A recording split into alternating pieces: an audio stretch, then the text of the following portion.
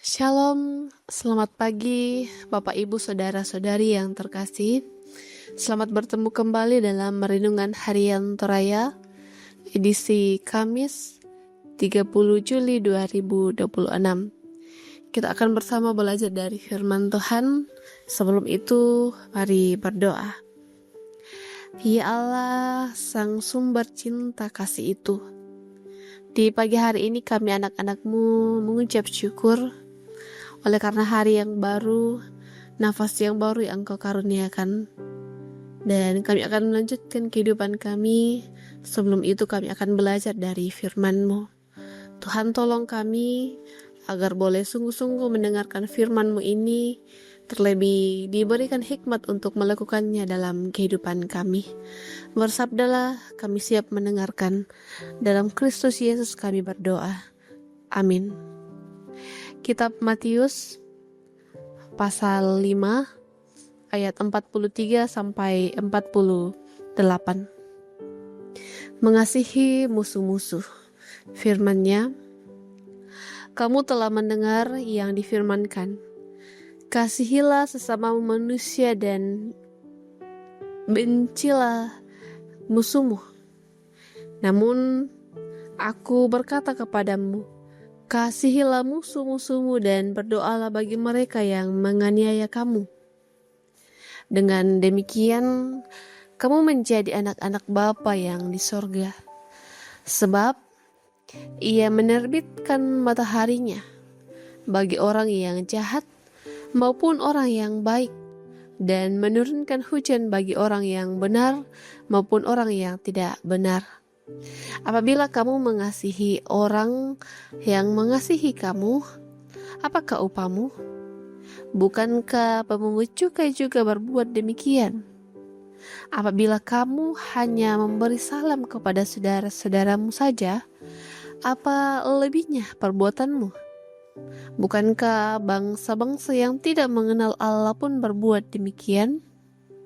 Karena itu, haruslah kamu sempurna, sama seperti Bapamu yang di surga sempurna. Amin. Tema perenungan kita di pagi hari ini, sempurna seperti Bapa sempurna. Tae sayuan mi, susi ambe tae sayuan nah. Jemaat yang dikasihi Tuhan, ungkapan umum yang mengatakan tidak ada manusia yang sempurna. Itu merupakan ungkapan yang cukup lazim dalam kehidupan sosial. Tetapi yang menarik adalah dalam pembacaan hari ini ada di ayat 48 yang mengatakan haruslah kamu sempurna sama seperti Bapamu di surga sempurna. Tampaknya ayat ini bertolak belakang dengan ungkapan di atas. Lalu bagaimana maksud sempurna dalam firman Tuhan pada saat ini? Kata sempurna dalam ayat 48 berasal dari bahasa Yunani, leteios. Dalam konteks ini dapat dimaknai sebagai panggilan untuk hidup mencerminkan sifat Allah atau hidup meneladani Allah. Dengan demikian, Allah memiliki sifat yang kasih, bahkan juga kasih yang sempurna dan tidak membeda-bedakan. Itu menjadi teladan bagi kita dalam mempraktikkan kasih itu di dunia ini. Ketika Yesus mengatakan, kasihilah musuhmu dan berdoalah bagi mereka yang menganiaya kamu, dapat dipahami bahwa kasih itu tidak bisa dibatasi oleh perasaan atau perbuatan orang lain terhadap kita, melainkan harus berdasarkan pada kasih Allah yang juga sempurna. Kasih itu harus penuh dan tanpa syarat. Hal ini menjadi bagian yang paling luar biasa dari kesempurnaan kasih Allah.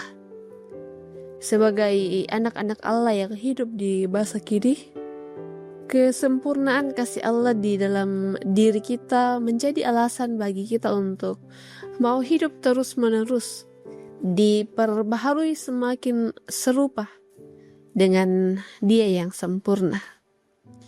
Kesempurnaan kita terletak pada bagaimana kita bertanggung jawab penuh atas kasih Allah dalam diri kita, termaksud talenta pada diri kita yang kita pakai untuk melayani Allah, bahkan juga sesama ciptaan. Oleh karena itu, mari menyatakan kasih-Nya di dunia ini dengan setia dan juga taat. Amin. Mari kita berdoa. Kami sungguh bersyukur bahwa di pagi hari ini, mengawali segala aktivitas kami boleh rindu belajar dari firman Tuhan. Hari ini kami boleh belajar bahwa ketika kami menikmati cinta kasih Tuhan, biarlah itu juga yang kami perlihatkan kepada sesama kami. Dan kami percaya bahwa kami bukan manusia yang sempurna, tetapi Bapa yang sempurna yang akan menuntun kami untuk mengasihi sesama kami, baik yang mengasihi kami pun juga yang tidak mengasihi atau menganiaya kami. Kami akan melanjutkan kehidupan kami. Kami percaya bahwa tangan Tuhan akan terus ikut campur, menolong, memberkati, menjaga kami, menganugerahkan kesehatan, semangat, agar setiap pekerjaan, tugas, dan peran boleh kami kerjakan dengan baik. Kami berdoa ya Tuhan untuk semua anggota jemaat, baik yang dalam kelemahan tubuh pun juga dalam proses pemulihan. Berkati senantiasa mereka, agar kesembuhan menjadi milik mereka, menjadi bagian dalam kehidupan mereka, dan di situ pun nama Tuhan dipuji, dipermuliakan. Begitu juga dengan anggota jemaat yang dalam duka cita oleh karena kepergian orang-orang yang dikasihi. Kami percaya Tuhan adalah sumber penghiburan, sumber kekuatan yang akan terus hadir di tengah-tengah keluarga, menopang iman mereka agar terus percaya bahwa kasih Tuhan akan senantiasa nyata walaupun di tengah duka cita yang dialami. Hidup dan kehidupan kami terus pertaruhkan ke dalam tangan pengasihan. Ini doa kami, dalam Kristus Yesus kami berdoa. Amin.